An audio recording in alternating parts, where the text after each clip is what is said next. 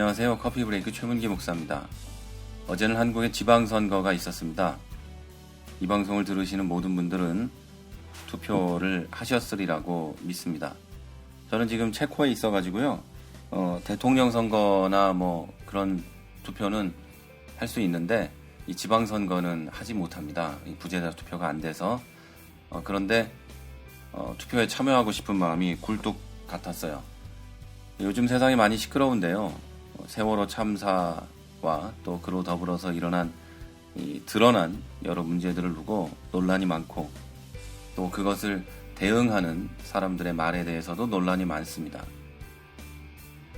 지지난주인가 우리 교회 청년들하고 이야기를 나누면서 우리 청년 하나가 저에게 이런 질문을 했습니다. 우리 어떻게 해야 돼요? 무엇을 해야 돼요? 이런 질문을 했죠. 그 질문을 듣고 저는 사실 많이 놀랐어요. 생각이 많구나 우리 아이들이. 이런 생각을 했어요. 사람의 행동을 결정짓는 가장 첫 번째 질문이 무엇을 할 것인가 이기 때문이에요. 그 질문을 한다는 건 이미 뭔가 하겠다는 의지가 생긴 거거든요. 오늘은 이런 것에 대한 얘기입니다.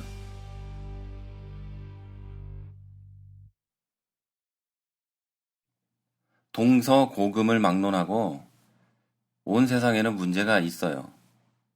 또 과거를 돌아보면 문제가 없었던 왕조도 없고 또 문제가 없었던 민주국가도 없어요. 여러분이 다 아실 테니까 구체적으로 어느 나라가 이랬고 저랬고는 말하지 않겠습니다만 제가 이 말을 하는 이유는 뭐냐면 여러분이 인식하고 있는 그대로 지금 우리나라 대한민국이 굉장히 새로운 방식의 이상한 나라는 아니라는 거예요. 과거에도 그런 나라가 있었고요. 지금 현재도 세계 어딘가에는 우리나라와 비슷한 나라가 있을 거고요. 또 우리나라보다 더 못한 상태에서 조금 더 발전된 나라로 가기 위해서 발버둥 치고 있는, 싸우고 있는 중에 나라들도 있을 겁니다. 예수님 당시에 이스라엘도 우리하고 비슷한 이상한 나라였어요. 하나님의 법과는 아무 상관없는 괴상한 율법이 지배하던 시대였어요. 자, 그런 율법의 틀에 갇혀서 그들은 신분제도를 만들어냈어요. 그러니까 우리나라처럼 양반, 상놈, 노비 이렇게 나눈 거는 아니지만 그 율법의 틀에 갇혀서 지들 마음대로 신분제도 같은 게 있었다는 거예요. 유대인들은요, 이 병들어서 아픈 사람을 보면 이렇게 생각했어요. 야, 저 인간이 죄가 많아서 그래. 부모 죄 때문에 저 병 걸린 걸 거야. 그러니까 저건 라고 생각했어요. 그래서 그들을 위해서 어떤 조치를 취하지 않았어요. 병이 걸린 사람, 장애가 좀 있는 사람, 또 몸이 좀 심하게 불편한 사람들을 두고 사람들은 그렇게 생각을 했어요. 심지어는요, 불의의 사고를 당한 사람들도 그런 식으로 돼 있어요. 저거 죄가 많아서 그래. 저게 잘못한 게 있으니까 그럴 거야. 라고 생각을 했어요. 근데 예수님은요, 직접 집어서 이렇게 얘기해요. 너희들이 그들보다 죄가 없어가지고 지금 괜찮은 게 아니야. 이렇게 얘기를 하시죠. 또 이 유대인들은요, 율법을 어기는 사람을 불쌍히 여기지 않았어요. 율법을 어긴다는 것이 굉장히 흉악한 것으로 여겨졌다는 얘기예요. 지금 우리나라도 교회 안에 제가 얼마 전에 그 커피 브레이크에서 언급했던 것처럼 주일 성수 11조, 주초 금지 이 세 개의 율법을 지들끼리 만들어 놓고 이걸 만약에 어기는 사람이 있으면 저주를 합니다. 저 지옥 갈 것들 주일을 어떻게 빼먹을 수 있냐 이러고 있죠. 빠질 수도 있죠. 우리 교회 청년 하나는 이번 주에 교회를 못 옵니다. 친구들하고 여행을 간대요. 잘 갔다 오라 그랬어요. 사람이 살다 보면 여행도 할 수 있죠. 그리고 제가 한번 얘기했잖아요. 이 지역 목사님들, 유럽의 목사님들 제가 볼 때 굉장히 훌륭하고 하나님 앞에 바른 분들이거든요. 이 얘기를 해봐도 그렇고 이분들 1년에 한 번씩 꼭 휴가 간다고요. 주일 한 번 빠지고 휴가 가면 어때요? 그렇다고 지옥 간다면 예수님의 보혈의 공로가 휴가 한 번 가는 것만도 못한 거 아니에요. 말도 안 되는 얘기지. 어쨌든요, 옛날에 한 번 한 얘기니까 넘어가고요. 율법을 어기는 사람을 악한 것들이라고 취급하고 상종을 하지 않았어요. 어제도 얘기했던 것처럼 시대가 남긴 이 아픔의 흔적, 사마리아인들을 개 취급하던 사람들의 전성시대였죠. 비슷하지 않아요? 우리나라의 그 환양년이라고 부르던.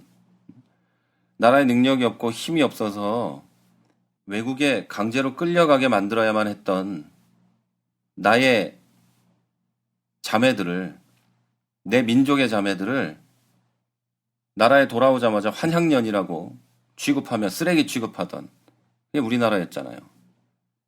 유대인들이 꼭 그랬다니까요. 그리고 그들은 다른 이들의 약한 것을 보면서 나는 저러지 않으니까 좋은 사람이야 라고 말하던 사람들이었어요. 바로 그런 사람들의 나라가 이스라엘이었고, 바른 말을 하는 사람의 목을 자르고 십자가에 못 박는 것도 주저하지 않던 동네가 예루살렘이었어요. 하나님의 법은 사라지고 인간이 만들어 놓은 해괴한 법만 남아있는, 그게 바로 예수님이 사시던 이스라엘, 그리고 예수님이 일하시던 예루살렘이었어요.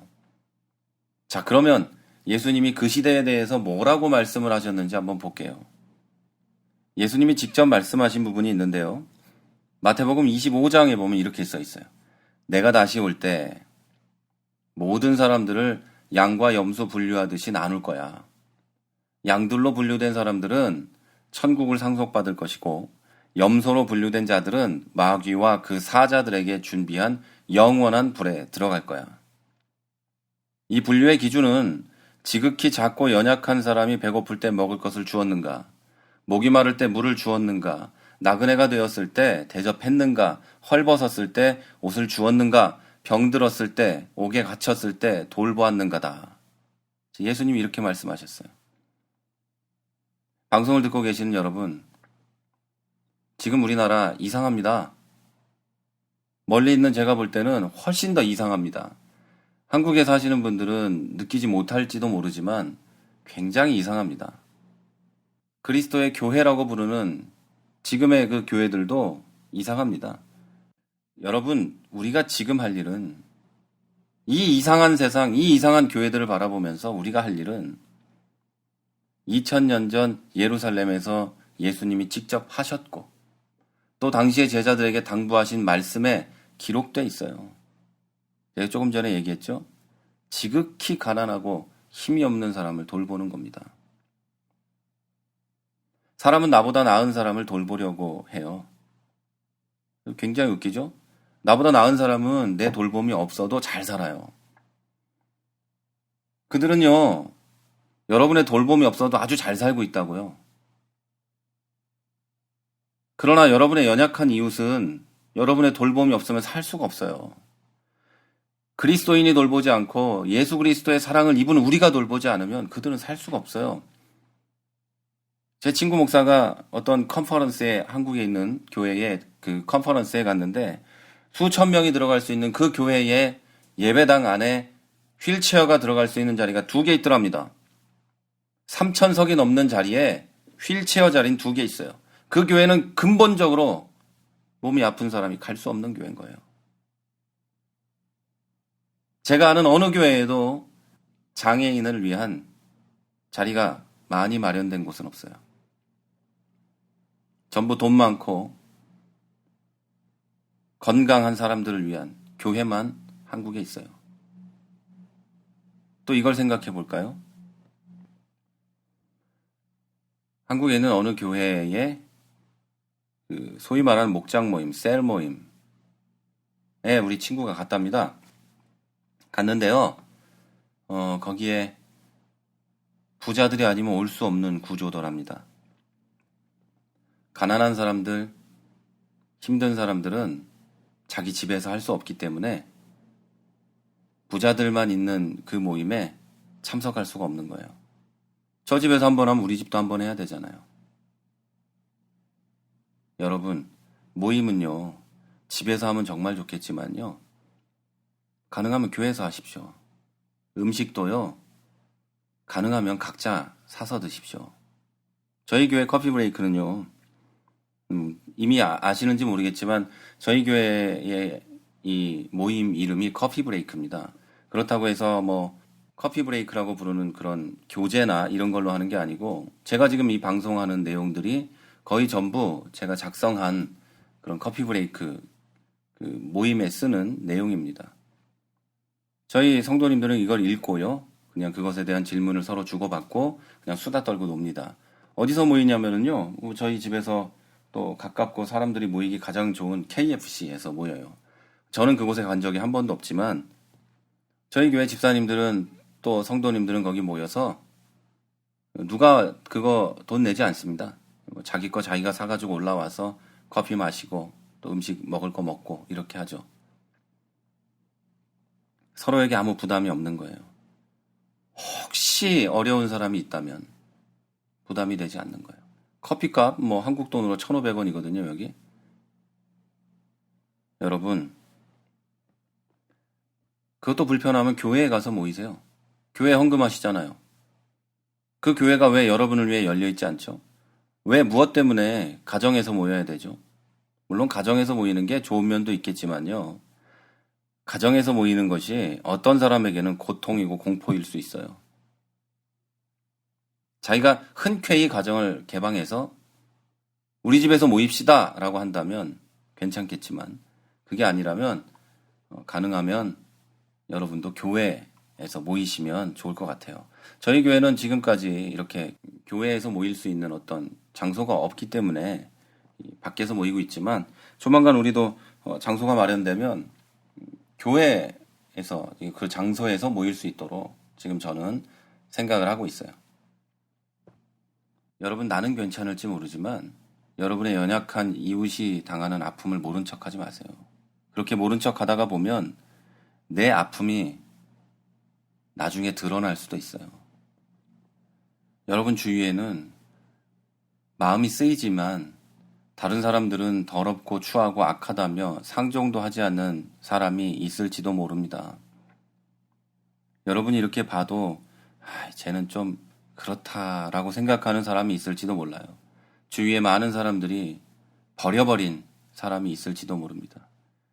여러분의 이웃이 죄 가운데 살고 있다고 멀리하지 마십시오.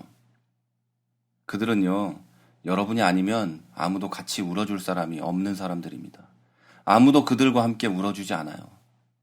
예수님이 함께한 사람들은요, 당시 민족에게 버림받았던 사람들이었어요. 그 사람들과 예수님은 함께 가서 먹고 마시며 같이 웃어주셨어요. 눈물을 흘리셨고. 여러분 주변에 어쩌면 너무 힘들고 괴로워서 교회를 떠난 분도 있을지도 몰라요.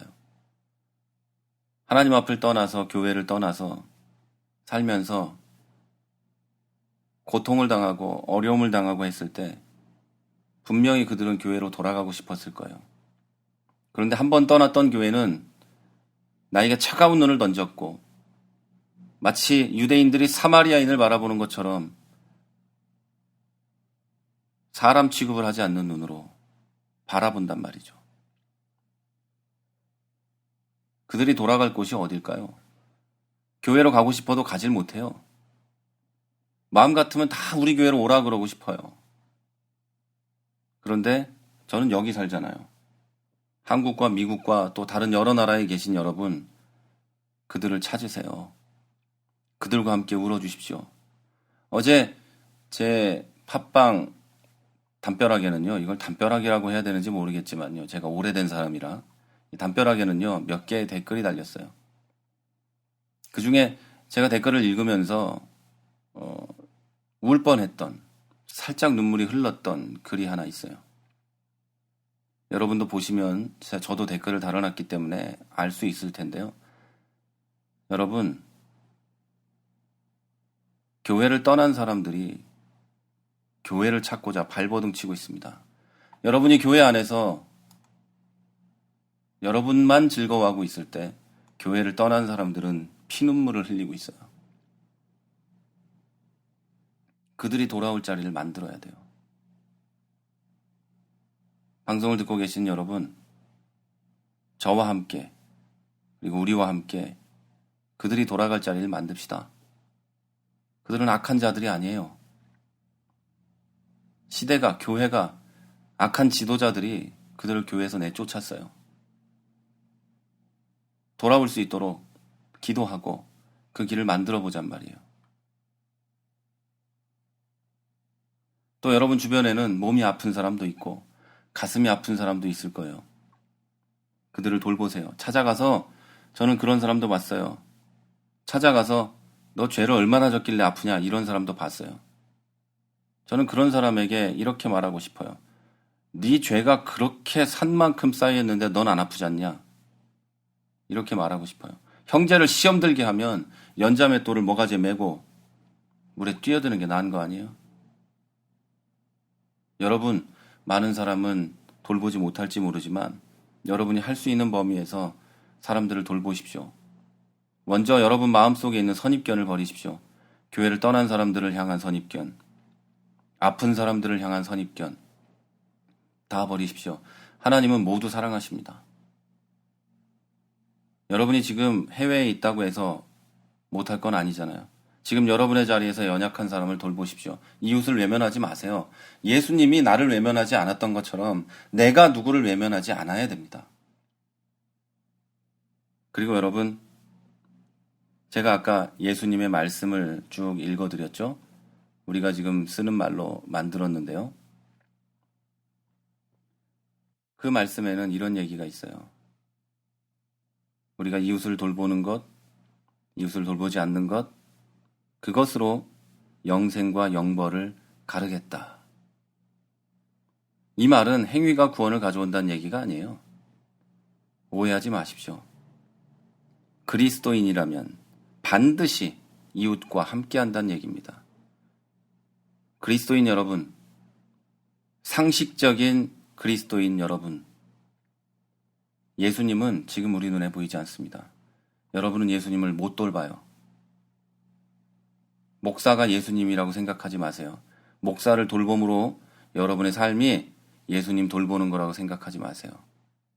목사도 예수님한테 돌봄 받고 있어요. 하나님에게 돌봄 받아요. 여러분 주변에 연약한 자 돌보십시오. 그 연약한 사람이 목사면 그 목사를 돌봐야죠. 그러나 목사가 안 돌봐도 될 만큼 연약하지 않다면 여러분 그렇게 크게 신경 안 써도 돼요.